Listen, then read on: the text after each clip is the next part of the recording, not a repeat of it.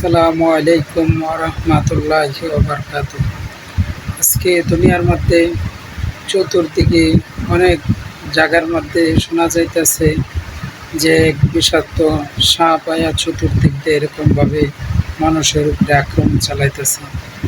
তাহলে ভাই এগুলিতে নিজেকে এরকম সেফ রাখার চেষ্টা করা, আর হলো চিন্তা করা যে আল্লাহ সুবহানাহু ওয়া তাআলার হুকুম এরকম কথা নেই। আজকে আমরা এরকম মানতেছি যে দুনিয়ার মধ্যে তো আজকে যে যদি সাপে কামড়ায় তাহলে এটার থেকে গেইরা এরকমভাবে ভালো করণ যায়, কিন্তু মরার পরে আজকে দুনিয়ার মধ্যে একটা সাপ দেখে এরকমভাবে সহ্য করতে পারি না কেউ, আর কবরের মধ্যে এরকমভাবে ৯৯টা সাপ থাকবে, তাইলে ওই কবর থেকে বাঁচার জন্য চেষ্টা করা। এই কারণে এত গুরুত্ব সহকারে ৫ ওয়াক্ত নামাজ সকলেই পড়ার জন্য চেষ্টা করা। আর যে সাপ এরকমভাবে চতুর্দিক দিয়ে ছড়ে গেছে, এটা থেকে নিজেকে বাঁচিয়ে রাখার চেষ্টা করা। কারণ হলো এটা এরকম আছে হইতে পারে যে আল্লাহ সুবহানাহু ওয়া তাআলা এরকমভাবে গজব পাঠাইছে, আবার এরকম হতে পারে যে এটা কেউ এরকম অন্য দেশের থেকে এই দেশে এরকমভাবে ছাড়তেও পারে, এরকম হতে পারে। এই কারণে ভাই যে এরকমভাবে যে আল্লাহ সুবহানাহু ওয়া তাআলা থেকে এরকম মুতাওয়াজ্জ হওয়া, কারণ আল্লাহ সুবহানাহু ওয়া তাআলা ছাড়া কেউ এরকম পারবে না আমাদেরকে এরকম রক্ষা করার জন্য। আর এরকম যারা এরকম যাদের এখানে পানি আছে, যেরকম পানি উঠছে বাড়িতে উঠছে না কোনো, তারা এরকমভাবে একটু দেখে শোনা সতর্ক হয়ে থাকা।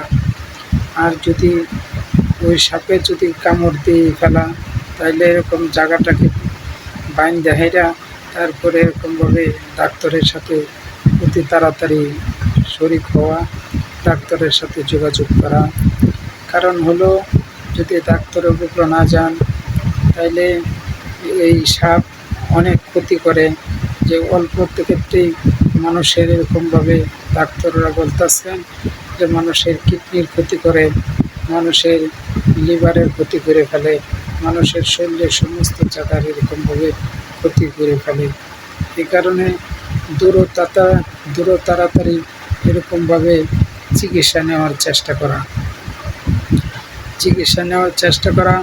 কারণ হলো চিকিৎসা নিতে হবে, কারণ এগুলি সাপ হলো বিষাক্ত।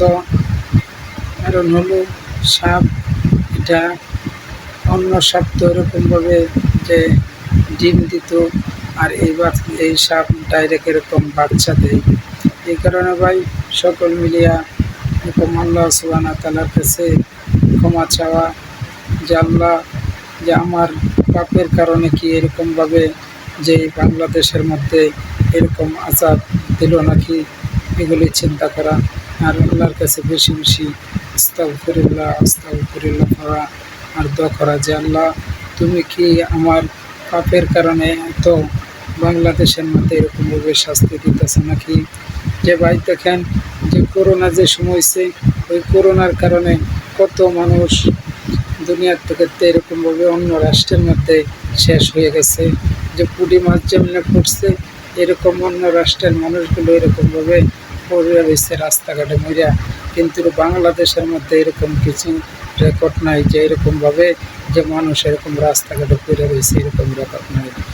তাইলে ঠিক এরকমই যে আমরা ওইরকমভাবে আশা ছাড়বো না, যতই সাপ আসুক না কেন, যে আমাদেরকেও একমাত্র আল্লাহ সুবহানাহু ওয়া তাআলা হেফাজত করব, এই বিশ্বাস অন্তরের মধ্যে রাখা, আর আল্লাহ সুবহানাহু ওয়া তাআলার দিকে এরকম মুতাওয়াজ্জ হয়ে যাওয়া। তাইলে আল্লাহ সুবহানাহু ওয়া তাআলা এরকমভাবে হেফাজত করব। ভরসা একমাত্র আল্লাহ সুবহানাহু ওয়া তাআলার উপর রাখবো আমরা। আর আমরা এরকমভাবে দোয়া করতে থাকবো যে আল্লাহ সুবহানাহু ওয়া তাআলা যেন আমাদেরকে সকলকে হেফাজত করে। আমিন।